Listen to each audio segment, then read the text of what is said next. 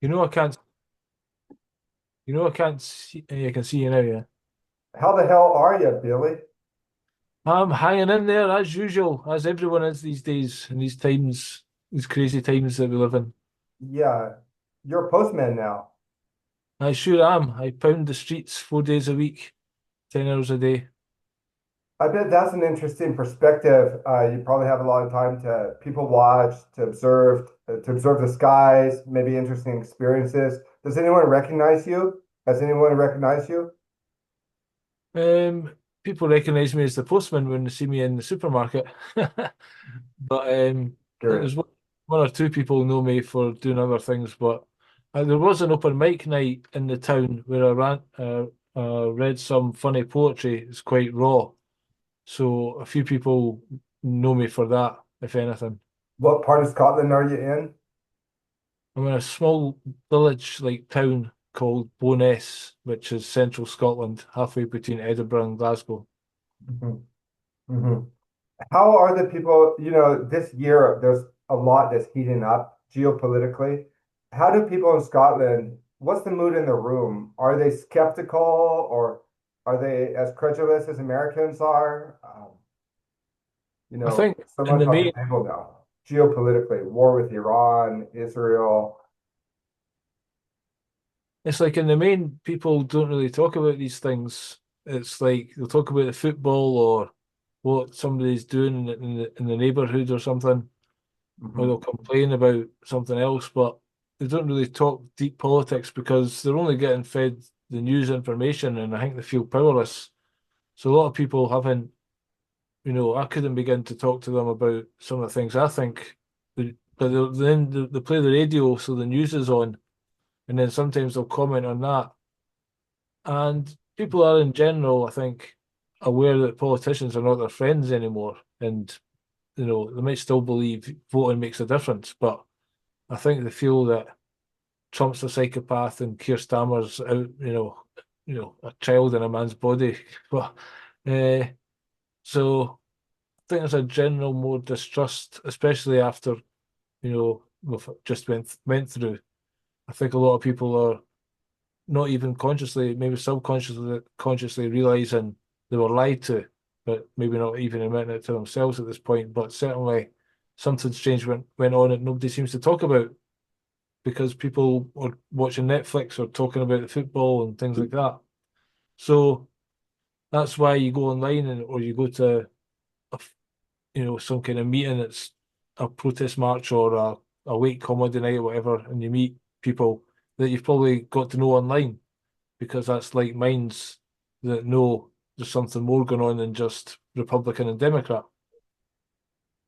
Yeah. How do you balance being a comedian with such serious themes that you deal with? I mean, you seem to wear Well, two hats pretty well. I wouldn't call myself a comedian. I've never professionally earned a living as a comedian. I have done comedy over the years as well as doing other things, both online and offline. So I've just kind of done what was presented in front of me, what I had the opportunity to do. Like for instance, last year I applied to do the Glasgow Comedy Festival, and because I've been banned from most of the Scottish comedy, I wasn't really expecting a positive answer. So I applied to do these funny poems, and I got accepted. And then I thought, do I really want to do these funny poems?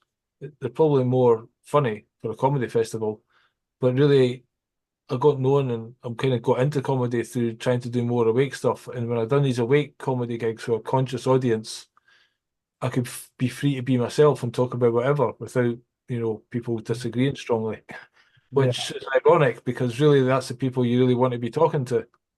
yeah. But anyway, that's why I called the show. I asked the guy who let me do it in his venue as these funny poems. I said, gonna change it to conspiracy theorist. I'll wear a tinfoil hat for the poster and attract an audience that are obviously maybe more awake to me saying there's more than just Democrat and Republican. My experience is also going through the COVID thing and 9/11 and stuff like that, being a conspiracy theorist, what it's like trying to talk to your friends or your mum or these things that every so-called, conspiracy theorist, because that's to me is just somebody who wants to learn more about the world they're presented, really. What's the conspiracy room nine?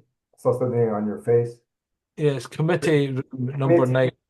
community, Yeah, that's the sounds venue. about I've that. never been to it, but I'm doing a gig in 2 weeks' time. It's like I think there's 10 other shows that are going to do 15 minutes throughout the day, and people can pay £3 for entrance to the whole day.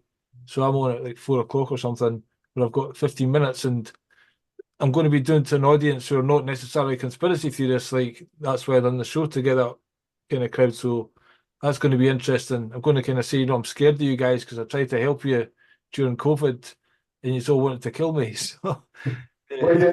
first they say you're crazy, and then they prove you're right. Like with the Well, Jeffrey Epstein emails, and now they're looking at Pizzagate, because there's all these emails referencing children and pizza. It was like, oh yeah, remember that from 7 years ago. Maybe we weren't so crazy. Um, oh yeah. that's that's what they say. What's the difference between a conspiracy and the truth or something like that? And it's like 6 months. Mhm. Well, actually, in court cases, they use the word conspiracy quite a bit because it just means crime. And I like the way that Lance DeHaven Smith gave us the term we could use, state crimes against democracy. So I actually prefer that, or SCAD, that's the acronym. I prefer that to conspiracy theory because that's such a term of abuse. But I like the way that you own the term conspiracy theory. And it's not like something that's so bad, but could actually be a positive thing. Well, that was part of the reason why I was doing it. So it's like everyone thinks I'm crazy anyway, I'm the nutter. For not just that, for other things throughout the years. So I Mhm. built up a reputation. And then COVID was the kind of final, well, there's a couple other things, but basically that was part of the, black sheep and Mhm. just maybe, it just didn't fit in, and that's fair enough, whatever. So it's difficult these days. It's not just the other comedians or whatever, the promoter, it's actually the audience. A lot of them don't really want to hear or talk about some things, and I don't necessarily feel obliged to have to talk about them. I would just like to be free. That if I do go into, and that's where I get more passion really, when I do these uncensored gigs, and the audience are there to hear Katie Hopkins or various other well-known anti-establishment comedians, so to speak, then I've got a passion. I'm like, oh yeah, I'm really into this, and it's liberating to do that. It should be every comedy club. I've always tried to be free speech and challenge the system, which is part of my downfall. Tumbleweeds. Yeah. Now one of your books, I hope I get the title right, Sex, Drugs, and Marriage. Is Yeah. that, yeah? And you talk about LSD. Um, when was the last time you did acid?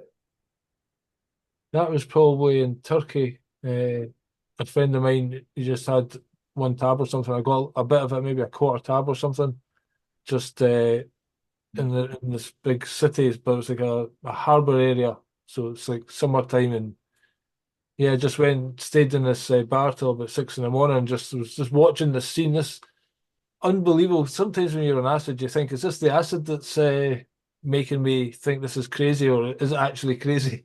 Because this couple seemed to hate each other, but they kind of got together in the end, and it's just like this play getting acted out in front of me. And I was just kind of watching that for like an hour or so. Um, do you know anybody or have you had any experience with DMT? Yeah, are you asking that because you know I have, or No, I like, didn't know you had. yeah, basically, there's a quite an interesting story. I'll try and keep it as short as possible. I'd watched this YouTube documentary one night, and it was about this toad venom 5 MEO DMT. Because to be honest, normal DMT, seeing these aliens and stuff, kind of, I'm a bit wary about it. But this 5 MEO DMT is called the God molecule rather than the spirit molecule. So I said I'd take that if I got the chance. Goes into work the next day. This other worker says, Billy, have you ever tried toad venom 5-MeO DMT? I've had the synthetic stuff. I thought I was going to die. I wouldn't recommend it. I said I was watching a video about that last night. I would try the organic stuff, but bear in mind I'll not take the synthetic. Good advice. On my way home that night, I went to the supermarket. This other conspiracy theorist in the town who I met because she was the only one not wearing a mask during COVID. She comes up to me and says, Billy, just out of the blue, I'm at the till. She says, Billy, would you like to try some toad venom, some 5-MeO DMT? I know this shaman woman, and she's got these toads, and you can do it. So I was like, is the universe talking to me right now, or what? This is kind of crazy. So I kind of rolled with it, and I went with her and my partner. to this field with all these 40 cows kind of followed us, ran beside the cars. I was going down and we got in this field and they all stood and watched. They're all piling up on top of each other to get a view of me taking this DMT, 5-MeO DMT. I've taken it 2 times since then as well. Second time was quite wild. It would make a lot of people go mental. I think you have to have quite a strong mind to kind of even want to do it, but there's a lot of people it's helped heal them Although addiction. I've heard it can also turn on the schizophrenic gene, I don't know about the schizophrenic gene. It probably opens up a portal that lets a demon into you, which is the main cause of schizophrenia, I think. So, connecting with the spiritual or the demonic. Is that what you're saying? yeah, basically that's why I do it with a shaman, somebody kind of you trust to go through that. It's not something you would do Well, recreationally. it's a ayahuasca. Doesn't ayahuasca contain DMT? It does, they have to take it with another plant. It's called an MEO inhibitor, which basically prolongs the DMT in the stomach long enough for it to have an effect, because Just, normally straight through you. just circling back to LSD. I've been watching a lot of podcasts with Tom O'Neill, who wrote the book Chaos, and he talks about how LSD was used by the CIA uh, to hijack the hippie movement and really as a tool for mind control, like an MK Ultra. Um, I would say it didn't hijack the hippie movement. I'd say it hijacked the beat movement, which was more into smoking marijuana. But again, I believe that was set up by the CIA as well, and the hippie movement was an extension of that. And the Beatles were one of the main tools they used with the Tavistock Institute and the Stones to basically, yeah, traumatize the nation and turn the so-called anti-war movement into these drug freaks that people just laughed at. Tavistock. What do you Yeah, know about that? What do you know about Tavistock Institute? well, it's basically it can run society to a certain extent. It's one of the groups that has an influence over society and does research into the human mind and how people operate. So the whole Beatles thing, I believe they have certain, music's not just organic and just goes out there because these people are great. To that level, they're serving a particular purpose. So I think the Beatles were. I've interviewed a guy called Mike Williams, who is kind of a, you could say, an online expert on this topic. I've interviewed him 12 times. So we've talked. What's his name? Mike Williams, he gets known as Sage of Quay. So he makes documentaries and stuff about this. So I think 13 times I've interviewed him now. So he's become a bit of a friend, and we go quite heavily into the Beatles over that time. So he's made a lot of content and other people too about, basically the death of Paul McCartney and his replacement and stuff like that. And they put lots of clues in the music and their albums since that event happened. And Sergeant Pepper, it starts off with me, I introduced to you the one and only Billy Shears, and that is the replacement of Paul McCartney. And they're kind of announcing it in that album, and the front of the album is like a funeral. And so, I have a Paul McCartney story. I was living in Lima, Peru, and he was coming out of the hotel, and I was about like 30 feet from him, and he was waving at us, taking photos of us, as excited to see us as we were to see him. Later, I called my mother and said, "Hey, we didn't have the $200 to go to the show, but I just saw Paul McCartney coming out of the hotel." We waited like 3 hours for him to see him, but I guess you're saying he wasn't really Paul McCartney. I guess we don't have to get too much into that, but it's interesting what you're saying. well, I, he himself has said that a number of times. There's a number of videos where he's came out direct and says, I'm not really him. He's the other guy, the famous one. If I Mhm. thought it was him, I would go crazy. And he came out on Letterman and says, he says, sometimes you're a double. And he says, yeah, I'm him. And he Yeah. was joking about it. But Do you think Tavistock was kind of England's counterpart to the United States and MK Ultra? to a certain extent, yeah, I think MK was probably a bit deeper, but no doubt the British were all involved because the dark side, they're all keeping, it's not like one big mafia. So they're Mhm. all doing dark shit. They've got in each other and Yeah. control No through the shit. mind. No shit. What's on the horizon for you, activist wise, Billy? Well, basically, I'm just focusing on the show right now. It'd be nice to get people to come and see it because obviously, the more people are there, the better the energy will be in the room and the better experience it'll be. What's the name of the show? Who else is in it? It's just me. It's called Conspiracy Theorist. And it's me just talking about What city is that in? it's in Glasgow, in the Glasgow Comedy Festival. Okay. I thought you were banned from comedy in Scotland. That's why I was surprised that I got a positive response when I applied to this guy's venue. Mhm. And It made a decent what are you happening. going to talk about? What are you going to talk about there? Just basically what it's like to be a conspiracy theorist in the modern world, and 9/11, AIDS, COVID, those topics may indeed come up. Yeah, chemtrails. Mhm. yeah, You whatever. know, I always love it when you share some of your poems with us. That's always a treat for my audience. All right, Do you have a poem you could share with us? you put me on the spot. You should have warned me. I do. I could find one. Let me see. What about the 9/11 poem? I always enjoyed that. You want the same one? The 9/11 poem? Yeah, but last time I kind of Yeah, stopped. you did it last time. Oh, I forgot it as well, halfway through or something. Mhm. We're talking with Billy Watson. He's a Scottish activist, Billy Watson TV. And for people who don't know about where can they find your stuff? WillyWatson.tv is where basically Vimeo removed 10,500 videos I had because I disagreed with the WHO. So that meant I have spent the best part of 3 years re-uploading all these videos to my site, and that's an ongoing process. So it's a bit torturous, but that's most of my stuff. Are you saying you face censorship?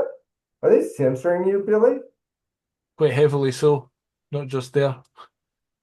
Interesting, interesting. So So do you have a poem for us? yeah, I was just looking for it there, but then he started talking to me, so I came back. Let's see. Take your time. This one's quite well, it's 2 or 3 minutes long, yeah. Let me see. I could probably recite it straight off the bat, but last time I got towards the end and I forgot it and never forgave myself. So How do you think of these poems? Did it come to you in dreams? Do you just sit down and say, I'm going to write one? What's the process? most of the time when I do get time to write them, it's something I want to do more often actually, because you get lost in all this website stuff and everything. But yeah, just sit down and maybe with an idea of roughly a topic and just see what comes out. And usually it comes out pretty much how it ends. So maybe go back over it, or yeah, we'll go back over most of them. I've written a few lines to a poem. I called it The Ghost of Building 7. I'm All sure right. you could do a better job of writing a Building 7 poem. Yeah, I mean that's you could write a poem on that topic quite easily, yeah. Because obviously there's something strange happened there, different viewpoints on what could be. But even when Larry, what's his name, Silverstein says we pulled it. So what more do you want to know? So you want this poem, yeah? Here we go. It's called The Plain Facts. The world has been changed forever, of that we can be sure. Football, shopping, and the rest of our addictions suddenly taste so sour. Somebody, please tell us what to think. Please tell us how to act, for we have no mind of our own to discern the lies from fact. But what do we need to do, Master Blair and Master Bush? You seem like decent people. Why don't you give us all the push? Do you need some more democracy? Would that take away our pain? How about a new world order? Would that make the world more sane? Just please, no more death and destruction. Well, unless, of course, it's in the name of revenge. Then we'd actively encourage you to bring the old world closer to its end. For we believe all that you say, we don't stop to question for a minute. So just do what you need to do to win. Just do what you planned at the last G8 summit. We are free to bomb the bastards. We don't need to see the proof. We are all like frightened rabbits, blinded by your distorted version of the truth. We can't see the wise alternative. Our ignorance keeps us locked in chains. It couldn't be our government that controlled those terror-stricken planes. I mean, that would be quite ridiculous. Whatever would they stand to gain, unless they want to further erode our freedoms to ensure we're trapped in never-ending pain? For that would permanently hijack us from ever boarding our rightful higher destined spiritual plane. We are supposed to have less control by government. Anyone wanting tyranny is obviously insane. And in the meantime, they'll get away with murder as long as we don't have the will to act, because we're all too scared to even love each other. And that, my friends, is the most blatant solemn fact. I basically wrote that 3 days, no, 2 days after, or the day after September 11th, then performed it live 3 days after September 11th, and it ended there. And the audience were quite stunned to hear it. And I realized, Tumbleweed, tumbleweeds. yeah, basically, yeah. So I realized it needed a second half to it to kind of bring the energy up. So this is the second half of it. After I realized it needed more. So that goes. But you know, I couldn't leave you there, hanging by a heartless, desolate thread. For where there is life, there is hope, and people, we're not even dead. So let's start to end the sorrow. Let's turn the snooker tables back around. If you look under your guilty pillow, you will see what is waiting to be found. Our leaders have had their day in the sun. They offer nothing but pain and misery. It is now up to us to shine our light, commit dark thoughts to history. For now is the time to wake up, children.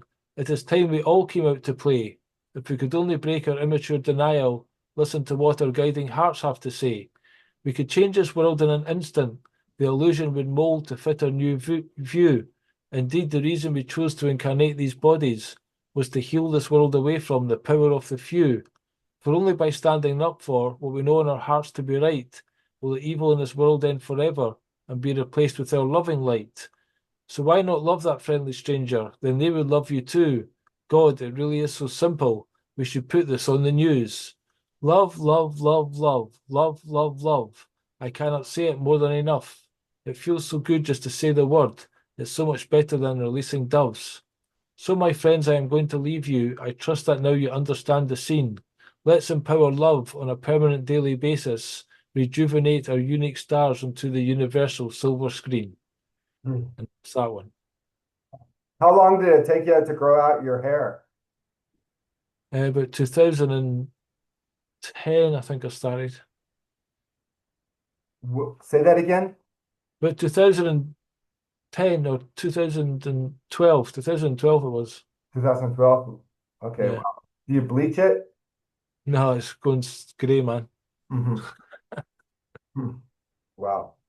You know, just circling back to the subject of drugs, in Ecuador, where I live, most of the drugs that people consume is either they smoke cocaine, crack, or they consume marijuana.